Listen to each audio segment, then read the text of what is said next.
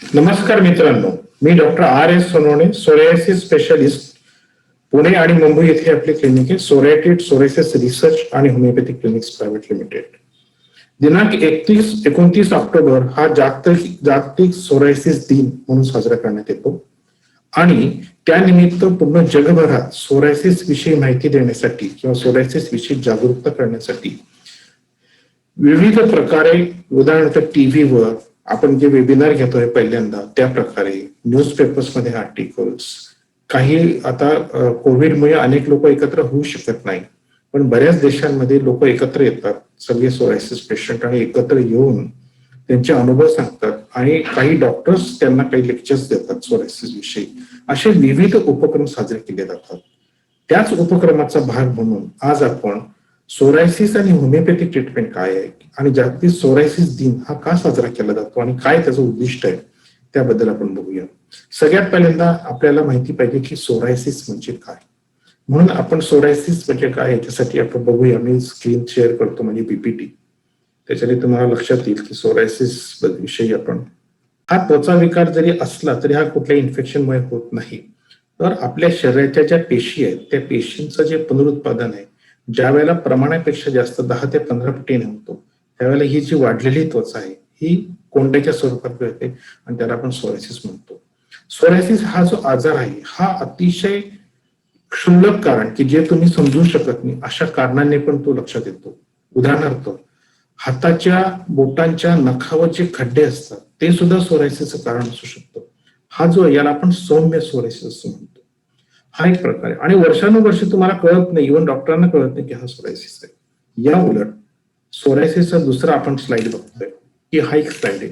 हा एक 40 वर्षापासून या व्यक्तीला सोरायसिस आहे आणि हा जो सोरायसिसचा व्यक्ती आहे हा अतिशय सिव्हिअर, अति तीव्र सोरायसिस आहे की त्या घराच्या बाहेर पडतात नाही, काही काम करता येत नाही. तर हे दोन्ही सोरायसिसचे वेगवेगळे टोकं आहेत. बऱ्याच वेळेला सोरायसिस अतिशय क्षुल्लक आणि वर्षानुवर्ष राहतो आणि त्याच्यानंतर तो कधीतरी उफाळ येतो, म्हणून त्याच्याकडे दुर्लक्ष पण होतो. म्हणून जागतिक सोरायसिस दिनानिमित्त सोरायसिसची ही सगळी माहिती आपण घ्यायला पाहिजे. सोरायसिसची सुरुवात ही डोक्यात कोंडा या लक्षणाने होते. उदाहरणार्थ, डोक्यात होणारा कोंडा हा साधारण लक्षण असू शकतं आणि आपण बऱ्याच वेळा त्याच्याकडे दुर्लक्ष करतो, डॉक्टरकडे जात पण नाही, कुठला तरी शॅम्पू घेतो जाहिरातीतून आणि त्याच्याने तो बरा पण होतो. पण हाच कोंडा ज्यावेळेला जास्त प्रमाणात वाटत लागतो, उदाहरणार्थ आपण एक स्लाइड बघूया, त्यावेळेला आपण बऱ्याच वेळेला रुग्णाला त्याचे केस कमी करायला लावतो आणि केस कमी केल्यानंतर आपल्या लक्षात येतं की हा सामान्य कोंडा नाही, हा सोरायसिस आहे. तर ही सोरायसिसची सुरुवात अतिशय क्षुल्लक लहानशा याच्याने, पण याच लक्षणाच्या वेळेला जर आपण त्याचा उपचार केला तर निश्चितच तो उपचार चांगल्या प्रकारे होऊ शकतो. पण सहसा असं घडत नाही. सहसा आपण डोक्यात कोंडा म्हणून साधा आजार समजून करतो, पण तोच आजार ज्या वेळेला इतर ठिकाणी पसरायला लागतो त्यावेळेला लक्षात येतं हा सोरायसिस आहे. सोरायसिसचा एक प्रकार असतो सौम्य प्रकार. सौम्य प्रकार याचा अर्थ असा की तुमच्या शरीरावर सोरायसिस आहे आणि तो दुर्लक्ष करण्यास तुमच्या रोजच्या जीवनामध्ये त्याचा काही परिणाम होत नाही. तर त्याच्या काही स्लाइड्स आपण बघूया. उदाहरणार्थ, फक्त हाताच्या कोपऱ्यावरची त्वचा जाड आहे, शर्ट सारखे चालले जातात, किंवा फक्त गुडघ्यावरची जी त्वचा आहे ती जाड आहे आणि त्यामुळे हा सौम्य प्रकारचा सोरायसिस हा कदाचित वर्षानुवर्ष असा असू शकतो, म्हणून याला दुर्लक्ष केलं जातं. बऱ्याच वेळेला हा सोरायसिस फक्त हिवाळ्यात येतो. त्याच्यानंतर एक मध्यम प्रकारचा सोरायसिस असतो. मध्यम प्रकार याचा अर्थ असा की सोरायसिस याच्यापेक्षा जास्त आहे, पण तुम्ही तुमची दैनंदिन कामं करू शकता आणि तुम्हाला कधी कधी त्याची अडचण येते.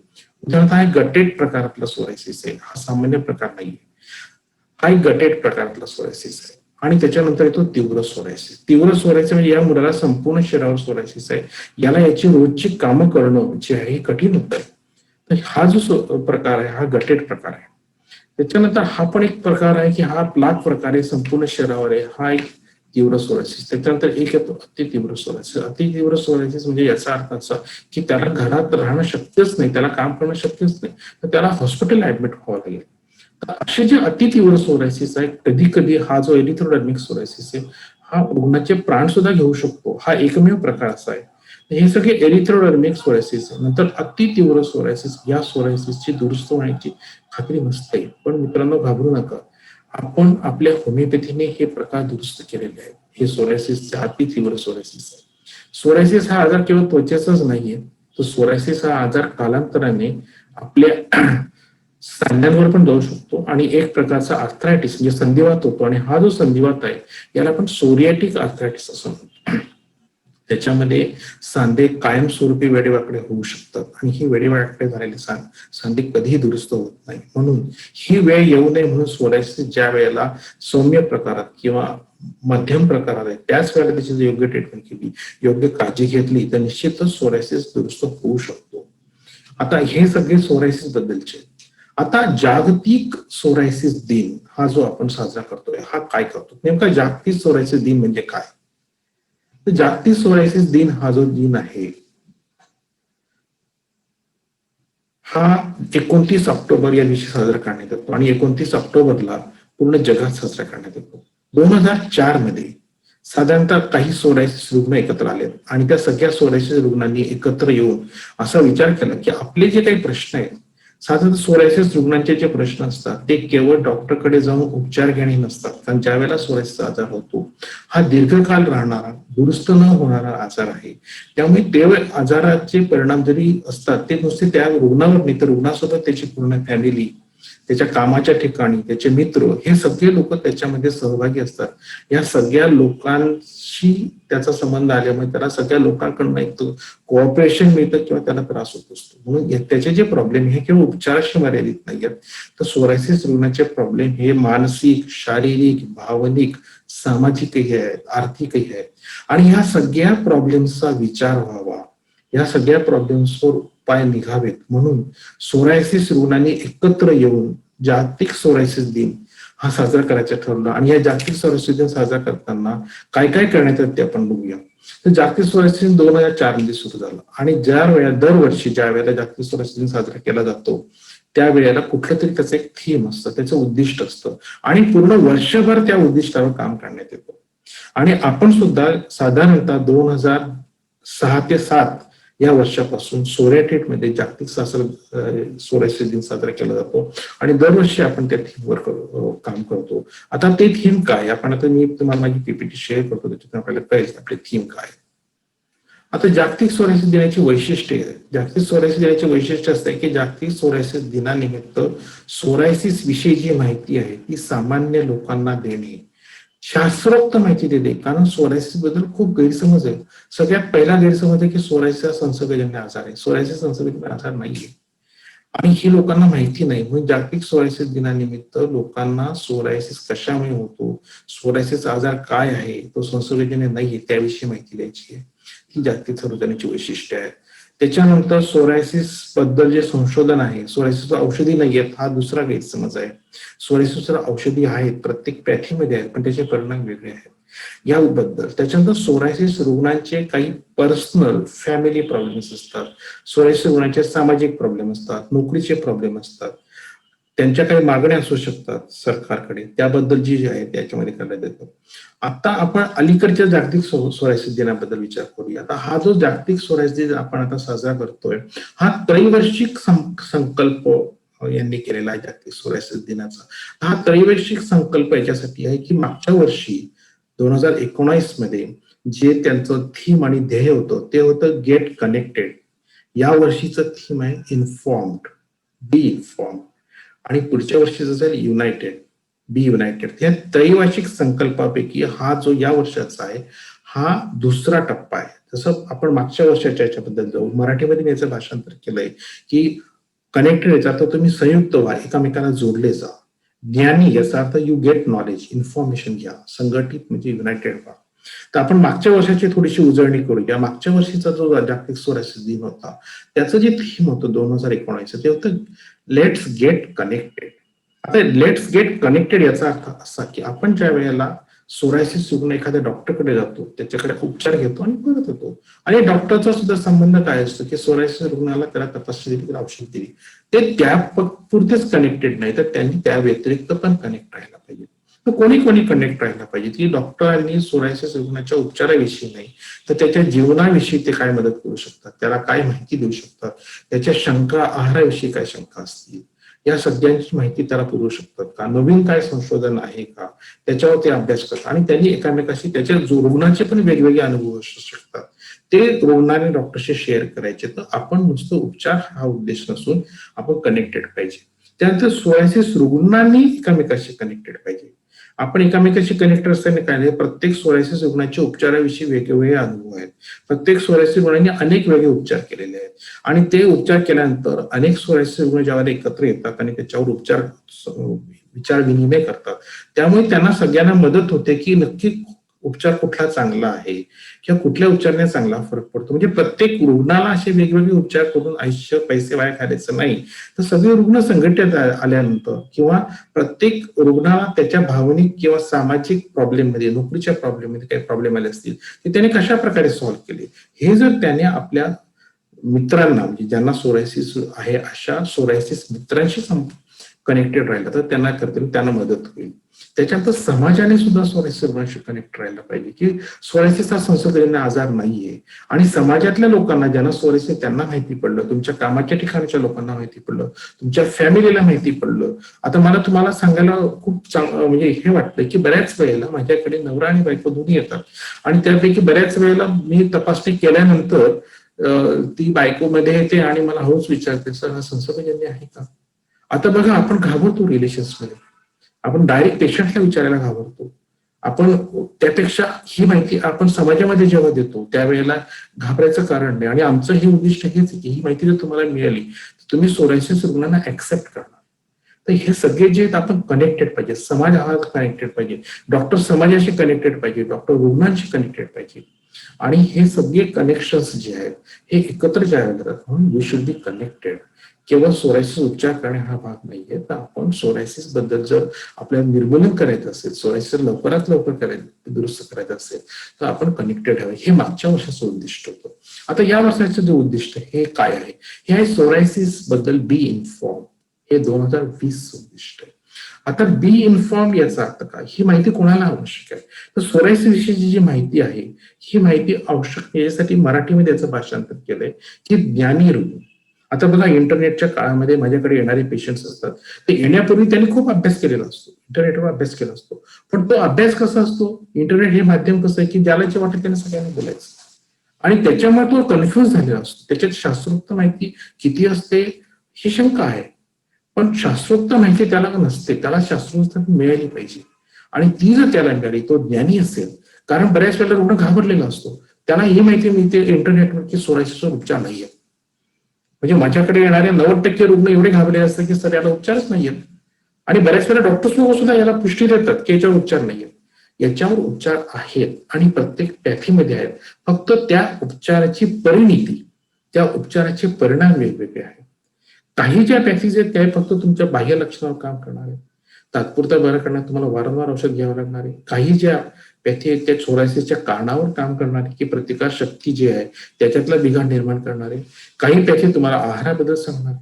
आता ह्या सगळ्या जे वेगवेगळे डॉक्टर आहेत याच्याविषयी जर याच्याबद्दल सोरायसिस बद्दल जर रुग्णाला माहिती मिळाली, उदाहरणार्थ सोरायसिसचा उपचार साधारणतः सुरुवाती डोक्यात कोंडा होते आणि त्याच्यानंतर त्याने काय काय काळजी घ्यायला पाहिजे, त्याने काय आहार घ्यायला पाहिजे, या सगळ्या गोष्टी जर त्यांनी केल्या आहाराबद्दल, तर मग त्याला अजून सोरायसिस उपचारामध्ये फायदा होईल. जसं सोरायसिस रुग्णांना सगळ्यांना हिवाळ्यात वाटतो सोरायसिस, उन्हाळ्यात कमी होतो. पण तुम्हाला माहिती आहे का, उन्हाळ्यात सुद्धा सोरायसिसची काळजी घेण्याची एक वेगळी पद्धत असते. तीच पद्धत म्हणून आपण दरवर्षी सोरायसिस रुग्णांनी उन्हाळ्यात काय काळजी घ्यावी याबद्दल आपण सोरायसिस रुग्णांना माहिती देत असतो. तर ह्या सगळ्या ज्या गोष्टी आहेत, ह्या सगळ्या गोष्टी सोरायसिस रुग्णांना आपण ज्ञान द्यायला पाहिजे आणि ते ज्ञान जर तुम्हाला आले, तुमच्या बघा कुठल्याही आजाराबद्दल तुम्हाला ज्ञान आलं ना, त्याची भीती नष्ट होते. पण तुम्हाला अज्ञान असेल तर भीती होणार आहे. म्हणून कितीही मोठा प्रॉब्लेम असेल त्याचं ज्ञान आलं की आपण त्याला लढण्याचं आपल्यामध्ये सामर्थ्य येतं आणि आपण त्याला चांगल्या प्रकारे लढू शकतो. अन्यथा आपण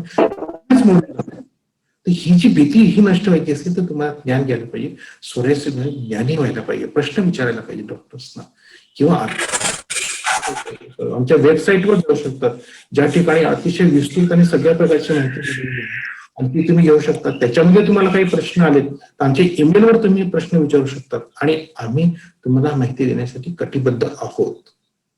तर ही जी माहिती आहे म्हणून रुग्णाचे हे ज्ञानी रुग्ण असायला पाहिजे. म्हणून त्याच्यानंतर जे ज्ञान आहे ते ज्ञानी रुग्णानंतर दुसरं जे ज्ञान आहे ते रुग्णाचं गट. रुग्ण ज्या वेळेला संघटित होतात, सगळ्या संघटित रुग्ण गेले आहे.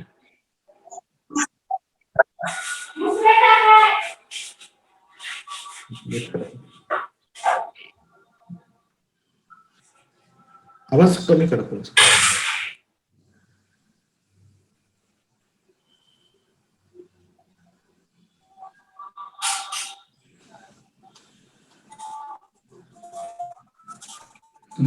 हा, त्याच्यानंतर जे संघटना आहे ते प्रत्येक रुग्णांच्या सोरायसिस रुग्णांनी एकत्र येऊन रुग्णांना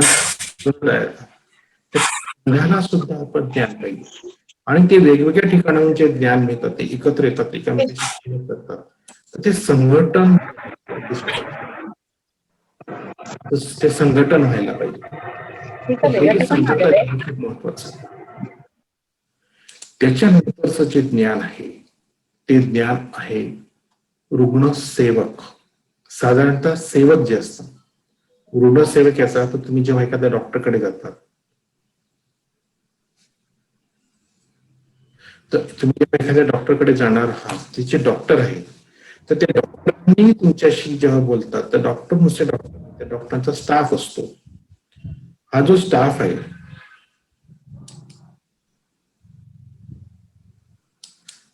हा खूप आवश्यक आहे आणि हा जो स्टाफ आहे याला सुद्धा तुमच्याबद्दल माहिती पाहिजे आणि ही जर माहिती तुम्हाला त्या स्टाफला मिळाली तर निश्चितच तुम्हाला तो जो स्टाफ आहे तो तुम्हाला ज्या प्रकारे तुमच्याशी बोलेल तर ते तुम्हाला जाणवून येईल की तो जो स्टाफ आहे तो स्टाफ तुमच्याशी ज्या प्रकारे सहकार्य करेल. कारण त्या स्टाफला सुद्धा ही माहिती पाहिजे. समजा जर माझ्याकडे तुम्ही आला तर माझ्या स्टाफला जर अशी माहिती असेल की हा संसर्गजन्य आहे तर तुमच्याशी कसं वाटते. त्यामुळे तुम्हाला जे तुम्ही सेवक आहात, आरोग्य सेवक आहेत, त्यांना ही माहिती पाहिजे. समाजामध्ये सगळ्या ठिकाणी हॉस्पिटल्समध्ये लोकांना, डॉक्टरांना सुद्धा ही माहिती पाहिजे की हा संसर्गजन्य नाहीये. या सगळ्या गोष्टींचं ज्ञान पाहिजे. म्हणून ही जी माहिती आहे ही केवळ यांना नाही, त्याच्यानंतरची माहिती ती समाजाला पाहिजे. तर सोरायसिस विषयीचं ज्ञान केवळ रुग्णाचे संघ किंवा डॉक्टर्स यांनाच आवश्यक नाहीये, तर ही जी माहिती आहे ही तुमच्या समाजाला सुद्धा पाहिजे. ज्या वेळेला समाजामध्ये ही माहिती असेल, समजा समाजाला जर ही माहिती मिळाली जी आता आपण देतोय त्याच्यामध्ये बरेचसे रुग्ण नसतील, बरेचसे लोक असतील जे जिज्ञासू लोक आहेत की ज्यांना सोरायसिसबद्दल माहिती करून घ्यायची, किंवा आम्ही बऱ्याच वेळेला पेपरमध्ये लेख लिहितो किंवा आम्ही टीव्हीवर कार्यक्रम करतो. ते टीव्हीवर कार्यक्रम कशासाठी करतो की समाजाला, सामान्य लोकांना कळायला पाहिजे की सोरायसिस म्हणजे काय. ती जर माहिती त्यांना मिळाली लोकांना तर पहिला फायदा हा असा होतो की सोरायसिस रुग्ण दिसल्यानंतर ते सोरायसिस रुग्णांची घृणा करणार नाही. तुम्ही हॉटेलला गेला तर हॉटेलच्या माणसाला जर तुमच्याबद्दल सोरायसिस दिसला आणि त्याला जर माहिती नसेल तर तो तुम्हाला व्यवस्थित वागणूक देणार नाही. पण त्याला जर कळलं की हा संसर्गजन्य आजार आहे आणि त्याच्यापासून काही कोणाला हे नाही तर निश्चितच चांगल्या प्रकारे माहिती देईल, तुम्हालाही छान वाटेल. तर ही जी माहिती ही समाजाला माहिती पाहिजे आणि ही माहिती समाजाला आम्ही वेगवेगळ्या टीव्ही प्रोग्राम्स मधून देतो. आणि जरी आज कोणी तुमच्या सगळे जे काही आज या ठिकाणी उपलब्ध आहेत या सगळ्या लोकांना पैकी जर समजा कोणाला ती माहिती पाहिजे असेल तर तुम्ही वेबसाईटवर कुठेही युट्यूबवर जा, doctor R S Sonawane type करा की आमचं सोरायसिस ट्रीटमेंट म्हणून आमचं युट्यूब चॅनल आहे. त्या चॅनलवर तुम्हाला सगळ्या प्रकारची माहिती मिळेल की तुमचा आहार काय पाहिजे, सोरायसिस नियंत्रण कसं करायचं, सोरायसिस हिवाळ्यात काय काळजी घ्यायची, ही जी माहिती आहे ही तुम्हाला आवश्यक आहे. त्याच्यानंतर समाजाला जर कळलं की सोरायसिसची सुरुवाती डोक्यात कोंडा या लक्षणाने होते, तर डोक्यात कोंडा या लक्षणाने झाल्याने त्याच वेळेला समाजाला लक्षात येईल की आता होतो, म्हणजे एखाद्याला कुष्ठ आले किंवा तुम्हाला एखाद्या व्यक्तीच्या मित्राच्या याच्यात डोक्यात कोंडा दिसला, तुम्ही त्याला सांगू शकता की अरे डोक्यात कोंडा सोरायसिस, तुम्ही डॉक्टरकडे. ते बघा ही सुद्धा माहिती झाली, या माहितीचा फायदा आहे. म्हणून सोरायसिस विषयी कोण कोण इन्फॉर्म पाहिजे, तर सोरायसिस विषयी इन्फॉर्मेशन पाहिजे समाजाला. आणि या वर्षी आपण समाजाला या प्रकारे इन्फॉर्मेशन देणार आहोत. त्याच्यानंतर ही जी माहिती आहे, बी इन्फॉर्म कोण पाहिजे, तर बी इन्फॉर्म पाहिजे की तुमच्या सामाजिक किंवा जे लोक निर्णायक घेतात किंवा पॉलिटिक्स म्हणा किंवा राजकारण म्हणा किंवा गव्हर्नमेंटचे ऑफिसर्स आहेत मोठी, त्यांना सुद्धा सोरायसिस बद्दल जर माहिती असेल तर ते अशा प्रकारचे उपक्रम राबवतील, अशा प्रकारे तुम्हाला मदत करतील की जेणेकरून सोरायसिस रुग्णांचा फायदा होईल. याच्यामध्ये मी छोटंसं उदाहरण देतो की बऱ्याच वर्षापूर्वी सोरायसिस जी आहे ते इन्शुरन्स मध्ये इन्क्लुडेड नव्हतं. त्यामुळे सोरायसिस रुग्णांनी एकत्र येऊन एक मोहीम सुरू केली आणि सोरायसिसचा उपचार हा इन्शुरन्समध्ये इन्क्लूड करण्यात आला. आता हे कशामुळे झालं की सोरायसिस रुग्ण एकत्र आले, त्यांना ती माहिती मिळाली, ती माहिती त्यांनी वरच्या लोकांना दिली आणि त्या लोकांनी पण जेव्हा त्यांना कळलं, ही जी इन्फॉर्मेशन नाही मिळाली, तर इन्फॉर्मेशन न मिळाल्यामुळे तुम्हाला प्रॉब्लेम येऊ शकतात. ही सगळी या वर्षाचं जे उद्दिष्ट आहे ते बी इन्फॉर्म याचा या सगळ्या लोकांना सोरायसिसची माहिती मिळाली आणि सायंटिफिक माहिती मिळाली. अशी चुकीची माहिती नाही, खरी माहिती मिळाली तर चुकीची माहिती किंवा गैरसमज आपोआप गळून पडणार. तर ही खरी जी माहिती मिळाली, ही माहिती मिळणं आवश्यक आहे आणि हे या वर्षाचं उद्दिष्ट आहे आणि आपण हे करणार आहोत. आता याच्या पुढच्या वर्षाच्या उद्दिष्टाबद्दल थोडीशी कल्पना देतो की जर माहिती मिळाली तर काय होणार आहे आणि त्याच्यात तुम्हाला युनायटेड व्हायचं, या सगळ्या लोकांनी एकत्र यायचंय आणि सगळी लोक ज्या वेळेला एकत्र येतील तर सगळे लोक एकत्र येऊन त्याच्यानंतर काही निर्णय तुम्ही घेऊ शकतात, काही गोष्टी तुम्ही संघटित झाल्यावर. याच्यामध्ये तुम्हाला एक उदाहरण देतो की जगामध्ये सोरायसिसचं सगळ्यात जास्त संशोधन करणारी जी संस्था आहे ती कुठल्या गव्हर्नमेंटने नाही सुरू केलेली.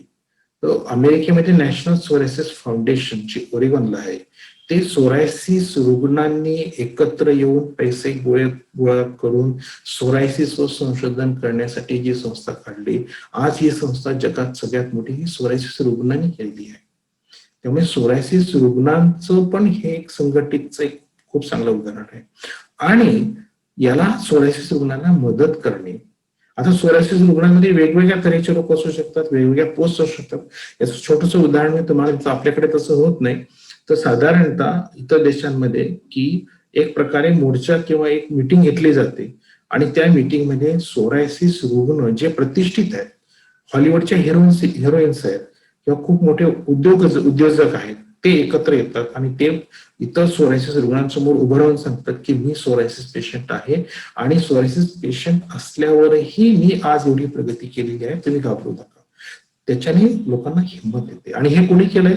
सोरायसिस रुग्णांनी केलेलं आहे आणि ही खूप अभिमानाची गोष्ट आहे की जर तुम्ही एकत्र आलात, युनायटेड आलात, तुम्ही एकत्र आलात तर तुम्हाला खूप फायदा होऊ शकतो. तर हे जे या वर्षाचं एक कर्तव्य आहे, जे आम्ही आमच्या दृष्टीने करतो, तसं मी सुद्धा तुम्हाला सगळ्या सोरायसिस रुग्णांना आवाहन करतो की सोरायसिस रुग्ण जर असाल तर तुम्ही एकामेकाशी बोला, एकत्र या, चर्चा करा आणि तुमचे प्रॉब्लेम्स बोला. तुमचे प्रॉब्लेम्स तुम्ही एखाद्या, समजा मी काही मदत करू शकत असेल तर तुम्ही माझ्याकडे येऊन मला सांगा, मी काही मदत करू शकेल. तुमच्या राजकीय प्रॉब्लेम असतील, राजकीय प्रॉब्लेम, समजा तुम्ही एखाद्या कंपनीत काम करत असाल, 10-12 सोरायसिस रुग्ण असतील तर तुम्ही तुमच्या एकत्र येऊन जर तुमच्या मालकाकडे सांगितलं, तुमचे प्रॉब्लेम सांगितले तर त्याचा जो इफेक्ट आहे तुम्हाला चांगला होईल. म्हणून तुम्ही युनायटेड राहा. तर हे सगळं सोरायसिस रुग्णांनी, म्हणून जागतिक सोरायसिस दिनाचं पुढच्या वर्षाचं युनायटेड, पण युनायटेड होण्यापूर्वी तुम्हाला ज्ञान पाहिजे, तुम्हाला इन्फॉर्मेशन पाहिजे, ती इन्फॉर्मेशन तुम्ही घ्या. तर हे जे आहे या वर्षाचं हे असं, हे जागतिक सोरायसिस दिनामध्ये ह्या सगळ्या गोष्टी ज्या असतात ह्या आपण घडतात. तर ह्या सगळ्या गोष्टीमध्ये आपण लक्ष द्यायला पाहिजे आणि निश्चितच आता मी तुम्हाला माझी पुढची पीपीटी शेअर करतो, काही अनुभव शेअर करतोय. आता सोरायसिस रुग्णांचा दृष्टिकोन, आता ही जी व्यक्ती आहे तुमच्या समोर, या व्यक्तीने त्याचे अनुभव व्यक्त केलेले आहेत, तर तुम्हाला थोडीशी या व्यक्तीबद्दल कल्पना येतो की एक सोरायसिस रुग्ण आहे आणि या रुग्णाने, ही अशिक्षित स्त्री आहे आणि ही अशिक्षित स्त्री असल्यावरही तिने माझ्याकडे ट्रीटमेंट घेताना तिचा एक अनुभव मला व्यक्त केला. तो असा की तिला बोलता येत नव्हतं आणि बोलता येत नसल्यामुळे तिचं जे वाक्य आहे, तिने सांगितलं मला की मी तुम्हाला एका कागदावर माझे अनुभव लिहिते आणि वाचून दाखवते आणि बघा किती छान प्रकारे तिने तिचे अनुभव सांगितलेले आहेत. हा, आता तो जो अनुभव होता तो साधारणतः इंटरनेट कनेक्शनला प्रॉब्लेम असल्यामुळे मी दाखवू शकत नाही. तर तो अनुभव असा आहे की ती जी व्यक्ती होती ती अशिक्षित होती आणि तिला सोरायसिस होता अनेक वर्षापासून आणि त्या व्यक्तीला, तुम्हाला युट्यूबवर त्याचं मिळेल, मला तुम्ही बघू शकता नंतर, की तिला साधारणतः डॉक्टरांनी तिला नेहमी ऍडमिट व्हावं लागायचं आणि तिला सांगितलं की आता तुला सगळे उपाय झालेत, आता एकच उपाय बाकी आहे, तो असा आहे की तुला 2 लाख रुपयाची इंजेक्शन घ्यावे लागतील आणि ती इंजेक्शन घेतली की मग तू दुरुस्त होऊ शकशील. मग तिने प्रश्न विचारला, तिथे जे अशिक्षित आहे ते हुशार आहे, तिने दुसरा प्रश्न विचारला की सर मी 2 लाख रुपयाचे इंजेक्शन पूर्ण दुरुस्त होईल का? त्याने सांगितलं नाही, सांगता येणार, होऊ शकशील पण गॅरंटी नाही. पण ती म्हणजे माझ्याकडे एवढे पैसे नाहीत, पण जर जर मी पूर्ण दुरुस्त असेल तर माझी शेती आहे, मी ती विकेल आणि मी ते तुमचा उपचार करेल. आणि कुठेतरी तिला मला त्याच वेळेला तिला माझा पत्ता मिळाला. ती माझ्याकडे आली आणि तिने मला सांगितलं असं आणि मी तिला उपचार केला. आता ती पूर्ण दुरुस्त आहे आणि ती म्हणते की मला आता असं वाटतच नाही मी कधी आजारी होते. हा तिचा अनुभव आहे. तर हा जो दृष्टिकोन आहे हा रुग्णाचा दृष्टिकोन आहे आणि हा दृष्टिकोन खूप महत्वाचा आहे. अजून एक दुसरा दृष्टिकोन असतो डॉक्टर्सचा. आता डॉक्टर्सचा दृष्टिकोन काय आहे ते आपण बघूया. हा जो डॉक्टरांचा दृष्टिकोन आहे हा कसा आहे की डॉक्टरांचा जो दृष्टिकोन असतो हा सहसा असा असतो की आता मी समजा होमिओपॅथीचा डॉक्टर आहे. याचा अर्थ असा की मला होमिओपॅथीचं ज्ञान आहे आणि होमिओपॅथी ही सगळ्यात श्रेष्ठ पॅथी आहे आणि माझ्या व्यतिरिक्त कधीही कुठल्याही पॅथीने आजार दुरुस्त होणार नाही. मित्रांनो, मी अतिशय नम्रपणे मी ते सांगतोय की मी गेल्या 34 वर्षापासून स्वरसोपचार करतोय. 24,000पेक्षा जास्त रुग्ण आपण केले आहेत. तरी देखील आजही मी 100% माझ्या समोर असलेल्या रुग्णाला की तू नक्की दुरुस्त होशील हे मला आता पहिल्या क्षणाला सांगता येणार नाही. मी प्रयत्न करीन. तसंही साधारणतः हे जगजाहीर आहे की सोरायसिस मध्ये अनेक उपचार आहेत आणि सगळे उपचार सगळ्या पेशंट्सला लागू होत नाहीत. काही उपचार काही पेशंट्सला लागू होतात, काहींना होत नाही. त्यामुळे सोरायसिस रुग्णांनी निराश न होता विविध उपचार घेऊन प्रयत्न करायचा असतो. कुठला तरी मोठं करायचं. निश्चितच लागू पडेल. त्यामुळे डॉक्टर्सनी सुद्धा असं आग्रह करू नये की त्यांच्याच उपचाराने शिवाय इतर उपचार नाहीयेत. आणि असाच एक अनुभव मी तुम्हाला सांगतो की या डॉक्टरांचा आहे आणि हे डॉक्टर आता तुम्हाला त्यांचा अनुभव सांगतील. आता व्हिडिओ रन होत नाहीये, काहीतरी प्रॉब्लेम आहे इंटरनेटला. या डॉक्टरांविषयी मी तुम्हाला माहिती सांगेल. हा व्हिडिओ जो आहे हा तुम्हाला इंटरनेटवर मिळेल. हे प्रतिष्ठित डॉक्टर आहेत आणि हे डॉक्टर सुद्धा माझ्याकडे ज्या वेळेला आलेत तर त्यावेळेला त्यांचा होमिओपॅथीवर अजिबात विश्वास नव्हता. आणि हे लहान डॉक्टर नाही आहेत, हे डबल MD डॉक्टर आहेत. मोठ्या हॉस्पिटलमध्ये चीफ डॉक्टर म्हणून होते. त्यांना जेव्हा सोरायसिस झाला त्यावेळेला त्यांनी त्यांची प्रचलित उपचार पद्धती घेतली, त्यांना फरक पडला नाही आणि त्यांना त्यांच्या मिसेसने सांगितलं की डॉक्टर साहेब, डॉक्टर सोने म्हणून एक डॉक्टर आहेत, त्यांच्याकडे आपण जायचं का? ते होमिओपॅथिक डॉक्टर आहे. ते म्हटले माझा होमिओपॅथीवर अजिबात विश्वास नाहीये. पण त्यांच्या मिसेसने आग्रह केला आणि ते माझ्याकडे आलेत आणि त्यांनी माझा उपचार घेतला. त्यांनी माझा उपचार घेतल्यानंतर साधारणतः मी त्यांना 1.5 ते 2 वर्षाचा वेळ सांगितला होता. पण ते अक्षरशः 6 महिन्यामध्ये त्यांना फरक पडायला लागला आणि ते 1-1.5 वर्षात पूर्ण दुरुस्त झालेत. आणि त्याच्यानंतर 1.5 वर्ष त्यांना सोरायसिस आला नाही आणि त्यांनी स्वतःहून मला येऊन सांगितलं.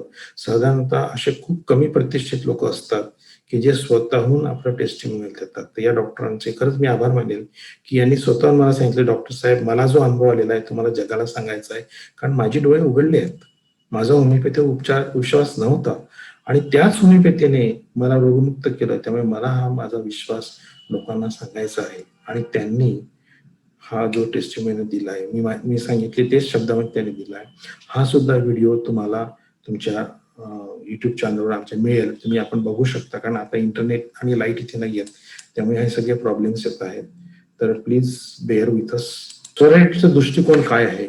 तर सोरायटिट ही जी संस्था आहे ही फक्त सोरायसिस रुग्णांच्या उपचाराकरता कटिबद्ध आहे आणि सोरायसिस संशोधन करण्याकरता आणि गेल्या 34 वर्षापासून आहे. कारण असं आहे की मला माझ्या आयुष्यात एक अनुभव असा आला की वेगवेगळ्या प्रकारचे आजार, मोठे मोठ्या आजारांचे लोक तज्ञ असतात, पण सोरायसिस हा दुर्लक्षित आजार आहे. आणि मी एक उच्च शिक्षित डॉक्टर असल्यामुळे मला असं वाटलं की हे माझं कर्तव्य आहे की ज्या आजारावर उपचार नाही असं प्रसिद्धी आहे आणि जर मला एवढं ज्ञान आहे तर मी या आजारामध्ये संशोधन करावं आणि तो माझा महत्वाचा दृष्टिकोन आहे. आता सोरायसिस उपचारात सोरायटेट या संस्थेचे काही वैशिष्ट्य काय आहेत? सोरायसिस ही जी संस्था आहे ही केवळ सोरायसिसवर उपचार करत नाही, संशोधन करते. आणि हे संशोधन करायचं महत्वाचं कारण असं आहे की जोपर्यंत मी होमिओपॅथिक डॉक्टर आहे आणि होमिओपॅथिक डॉक्टरांमध्ये नेहमी तुम्हाला ऐकलं असेल तुम्ही की ते म्हणतात की आम्ही एकाच वेळेला सगळ्या आजारांचा उपचार करतो. We treat the patient, not the disease. आम्ही रोग दुरुस्त करत नाही तर रुग्ण दुरुस्त करतो. अगदी बरोबर आहे. पण मी मग एकाच आजाराचे का उपचार करतोय? कारण मित्रांनो, शास्त्रीय प्लॅटफॉर्मवर जर तुम्ही उभा राहिलात आणि तुम्ही सांगितलं की मी 10 सोरायसिसचे रुग्ण दुरुस्ती केले, 10 कॅन्सरचे केले, 10 दम्याचे केलेले आहेत आणि 10 सर्दीचे केले, तर या गोष्टीला खूप महत्व नाहीये.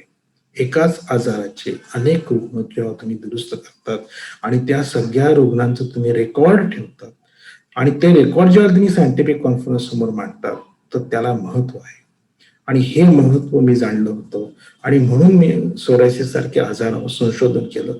आणि आजपर्यंत ज्या दिवसापासून सोरायसिस आपण संशोधन करतो तर सगळ्या रुग्णांचे फोटो आपल्याकडे उपलब्ध आहेत, बिफोर आफ्टर फोटो उपलब्ध आहेत. आणि या सगळ्यांचा फायदा असा झालेला आहे की या सगळ्यांमुळे आपण जे संशोधन केलंय की 2014 मध्ये पॅरिसमध्ये मला बोलवण्यात आलं आंतरराष्ट्रीय कॉन्फरन्समध्ये आणि त्या ठिकाणी माझं संशोधन मी प्रसिद्ध केलं. 2018 मध्ये साऊथ आफ्रिकेमध्ये कॉन्फरन्समध्ये मला बोलवण्यात आलं, त्याचे आपण फोटो बघूया काही. तिथे सुद्धा मी माझं संशोधन केलं. आणि सगळ्यात महत्वाची आणि स्वाभिमानाची आणि भारतासारख्या देशाला स्वाभिमानाची गोष्ट अशी आहे की जगामध्ये सोरायसिस रुग्णांचा जो डाटा आहे सगळ्यात मोठा डाटा सोरॅटिडकडे आहे. त्यामुळे सोरॅटिडचा हा जो डाटा आहे याचा उपयोग नॅशनल इन्स्टिट्यूट ऑफ टेक्नॉलॉजी जी आहे त्याच्यावर सोरायसिसच्या निदानासाठी एक सॉफ्टवेअर सुरू होत आहे.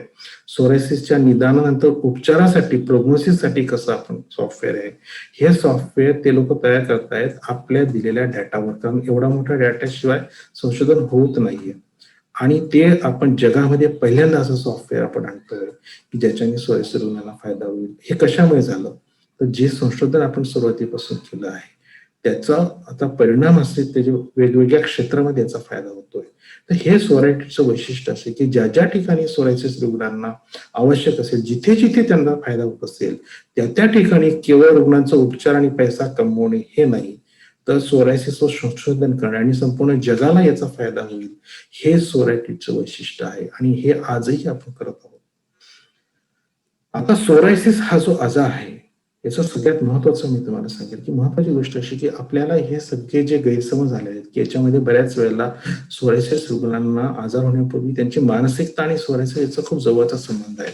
आणि हे जे स्टॅटिस्टिक्स आहे हे जर तुम्ही लक्षात घ्या, हे थोडक्यात मी तुम्हाला सांगेल. कारण सोरायसिस आजार सुरू होण्यापूर्वी कुठला तरी मानसिक आघात असतो, त्याच्यानंतर सोरायसिस ट्रिगर होतो. पण ज्या ज्या वेळेला सोरायसिस करतो त्यावेळेला सुद्धा एक मानसिक आघात होतो, म्हणून सोरायसिसचं कारण आणि परिणाम हे मानसिक आघात आहे. त्याच्यानंतर सोरायसिसचे परिणामही आहेत. आणि दुसरी गोष्ट अशी की याच्यामुळे जे निराश झालेले रुग्ण असतात तर 14 ते 15% रुग्ण हे आत्महत्येचा विचार करतात. 9% रुग्ण हे आत्महत्येचा प्रयत्न करतात. हे जे स्टॅटिस्टिक्स कुठल्याही आजारापेक्षा या आजारात सगळ्यात जास्त आहे. आणि हेच एक कारण आहे की याच्यासाठी संशोधन व्हावं म्हणून आम्ही सोरायसिस. दुसरं महत्वाचं कारण असतं की ज्या ज्या वेळेला निराशा आणि वैफल्य येतं त्या त्या वेळेला लोक व्यसनाधीन होतात आणि सोरायसिस रुग्णांमुळे सोरायसिसमुळे व्यसनधीनता सुद्धा वाढते. साधारणतः आंतरराष्ट्रीय होमिओपॅथिक परिषद 2018 मध्ये ज्या वेळेला मी साऊथ आफ्रिकेला गेलो होतो त्यावेळेला ही रुग्ण आहेत. हा जो एक रुग्ण आहे हा सिव्हिअर एक रुग्ण आहे की याला एरिथ्रोडर्मिक सोरायसिस असं म्हणतात. की एरिथ्रोडर्मिक सोरायसिस जो आहे हा सडनली सुरू होतो, संपूर्ण शरीरात सुरू होतो, भरपूर त्वचा गळते, शरीरातलं पाणी कमी होतं आणि हा दगावू शकतो आणि याला असते. तर अशा प्रकारचे जे रुग्ण आहेत हे आपण आपल्या ओपीडी मध्ये फक्त होमिओपॅथिक औषधाने दुरुस्त केलेले आहेत. आणि हा जो फरक आहे हा 1 महिन्याचा फरक आहे, 1 मंथ. तर हे सोरायटिसचं हे वैशिष्ट्य आहे. तसंच हा एक रुग्ण आहे, सेम रुग्ण आहे की हा रुग्ण सुद्धा एरिथ्रोडर्मिक सिव्हिअर सोरायसिस आहे. हा एक मुलगा आहे. ह्या मुलाचा अतिशय लहान मुलगा होता हा. आणि ह्या लहान मुलाचं साधारण 8-10 वर्षाचा मुलगा माझ्याकडे आलेला की याला सगळे उपचार करून झाले आणि अतिशय सिव्हिअर परिस्थितीमध्ये होता. आणि आपल्याला हा रुग्ण बघण्यासारखा आहे. पहिली गोष्ट या रुग्णाला मी प्रत्यक्ष उपचारानंतर बघितलं, अगोदर नाही बघितलं, कारण हा रुग्ण बेंगलोरचा आहे. आणि ह्या फोटोमध्ये बघण्यासारख्या 2 गोष्टी की डाव्या बाजूचा जो फोटो आहे हा त्याचा 40 वर्षापर्यंतचा सोरायसिस होता आणि त्याच्या नातेवाईकांनी फक्त मला मोबाईलवर फोटो दाखवले आणि त्याच्या फॉर्म भरून घेतला आणि मी याला औषध दिलं. आणि त्याच्यानंतर एक 2-3 महिने हा मला फोटो त्यांच्याच घरातला पाठवला. आणि या दोघा फोटोमध्ये सगळ्यात एक डॉक्टर म्हणून तुम्हाला दिसतो चांगला, पण एक माणूस म्हणून तुम्ही बघा की याची राहण्याची अगोदरची जी खोली, नंतरची जी खोली, नंतरचं जे बेडशीट, ह्या सगळ्या गोष्टी तुम्हाला खूप काही देऊन जातात. कित्येक गोष्टीचं समाधान, आत्मिक समाधान देऊन जातात. याच्यापेक्षा काय हे सोरायटिसने केलेलं आहे. हे महत्वाचं आहे. या सगळे जे रुग्ण आहेत हे आपण दुरुस्त केलेले आहेत. हा तो मुलगा आहे. त्याच्यानंतर बऱ्याच वेळेला होमिओपॅथिक रुग्ण डॉक्टर्सवर एक साधारणतः एक आरोप केला जातो. तो आरोप केला जातो की होमिओपॅथिक डॉक्टर्स हे स्टिरॉइड वापरतात. होमिओपॅथिक डॉक्टर स्टिरॉइड वापरतात का? सोरायटिडमध्ये तरी वापरण्यात येत नाही. याचं कारण असं आहे की हा जो रुग्ण आहे याचा हा 1 महिन्यातला फोटो आहे आणि फक्त होमिओपॅथिक औषधाने हा रिझल्ट आलाय. याचं कारण असं आहे की अशा प्रकारचे रिझल्ट जर हवे असतील प्रगत वैद्यकशास्त्रात त्याला स्टेरॉइड्सच वापरण्यात येतात. स्टेरॉइड शिवाय असे रिझल्ट येत नाहीत. पण होमिओपॅथीने स्टेरॉइड शिवाय असे रिझल्ट येतात आणि हे सगळे रुग्ण आपण तसे दुरुस्ती केले. फक्त एक फरक असा आहे की समजा या रुग्णाने अशी परिस्थिती नंतर माझं औषध बंद केलं आणि गेल्या 2-3 साधारणतः 2-3 महिने औषध नाही घेतलं तर त्याचा हा आजार कमीच राहणार आहे. पण जर स्टेरॉइड्स असतील तर मात्र त्याचा 15 दिवसात पहिला आजार परत येईल. हे एक विशेष आहे या रुग्णाचं. तर हे रुग्ण आहेत. याच्या व्यतिरिक्त लायकन प्लॅन्ससारखे हे सुद्धा आमच्याकडे दुरुस्त झालेले आहेत. त्यानंतर कनेक्शनचे प्रॉब्लेम आले त्याबद्दल आम्ही दिलगिरी व्यक्त करतो कारण आमच्या हातात ते लाईट गेलेले आणि मला व्हिडिओ दाखवू शकतो नाही. पण हे सगळे जे व्हिडिओ आहेत हे तुम्हाला तुमच्या आमच्या वेबसाईटवर जाऊ शकता, तुम्ही युट्यूबवर जाऊ शकता, आमच्या चॅनलवर जाऊ शकता. सोरायटिड तर तुम्ही युट्यूबवर केलं तर ते चॅनल आमच्या फेसबुकवर पेजवर सोरायटिडवर जाऊ शकता. ते व्हिडिओ तुम्हाला बघायला मिळतील. या व्यतिरिक्त तुम्हाला काही शंका असतील तर तुम्ही आम्हाला ईमेल करा. ईमेल आम्ही तुमची उत्तरे देऊ आणि आमच्या वेबसाईटवर त्याची पूर्ण माहिती आहे. फक्त मी तुम्हाला सगळ्यांना एक दिलगिरी व्यक्त करतो की जर तुम्हाला मला फोन करायचा असेल तर फोनवर बोलणं मला सगळ्या रुग्णांशी शक्य नाहीये. पण निश्चित मी सांगतो सगळ्यात मोठं कम्युनिकेशनचं चांगलं जे साधन आहे ते आहे ईमेल. तुम्ही जर ईमेल केला तुमच्या प्रश्नांचा तर आम्ही निश्चितच तुम्हाला हे करू आणि जर तुम्हाला खरोखर प्रत्यक्ष भेटायचं असेल तर तुम्ही आमच्या क्लिनिकचा नंबर घेऊ शकता आणि क्लिनिकच्या नंबरवर तुम्ही घेऊ शकता. मी शेवटी तुम्हाला माझ्या क्लिनिकचा नंबर वगैरे दाखवतो माझ्या स्क्रीन शेअर करून. त्या नंबरवर तुम्ही संपर्क करा. आम्ही निश्चितच तुम्हाला मदत करू. आमचा वाशीचा पत्ता आहे. ह्या वाशीच्या पत्त्यावर तुम्ही आमच्याशी संपर्क साधू शकता आणि आमचा पुण्याचा पण पत्ता याच फोन नंबरवर तुम्ही फोन केला तर तुम्हाला पुण्याचा पण फोन नंबर मिळेल. पुणे आणि वाशी इथे आमचे दोघं ठिकाणी क्लिनिक्स आहे. दादरला क्लिनिक्स आहे, नाशिकला क्लिनिक आहे, धुळ्याला क्लिनिक आहे. तर हे पत्ता आणि फोन नंबर या वेबसाईट घ्या आणि आम्ही निश्चितच तुम्हाला याविषयी काही प्रश्न असतील तर उत्तर देऊ. नमस्कार.